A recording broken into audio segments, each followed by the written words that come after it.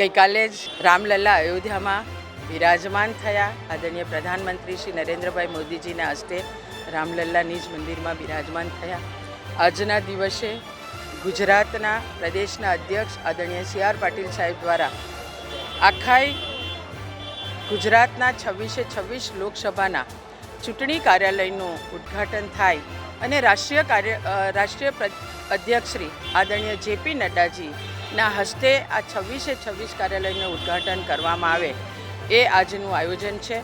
વડોદરા લોકસભાના કાર્યાલયના ઉદ્ઘાટનમાં પણ પૂર્વ ગૃહમંત્રી પ્રદીપસિંહ જાડેજાજી, પૂર્વ પ્રદેશના મહામંત્રી આદરણીય ભરતસિંહજી પરમાર, પ્રદેશના ઉપાધ્યક્ષ આદરણીય કૌશલ્યા કુંવરબા અને તમામ ધારાસભ્યશ્રી, તમામ ચૂંટાયેલા પ્રતિનિધિ અને સૌની ઉપસ્થિતિમાં આજે વડોદરા લોકસભાના કાર્યાલયનું પણ ઉદ્ઘાટન થયું છે.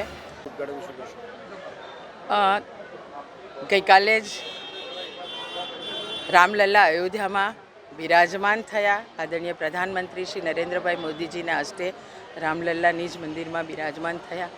આજના દિવસે ગુજરાતના પ્રદેશના અધ્યક્ષ આદરણીય સી.આર. પાટીલ સાહેબ દ્વારા આખાય ગુજરાતના 26 લોકસભાના ચૂંટણી કાર્યાલયનું ઉદ્ઘાટન થાય અને રાષ્ટ્રીય અધ્યક્ષ શ્રી આદરણીય જે.પી. નડ્ડાજીના હસ્તે આ 26 કાર્યાલયનું ઉદ્ઘાટન કરવામાં આવે એ આજનું આયોજન છે.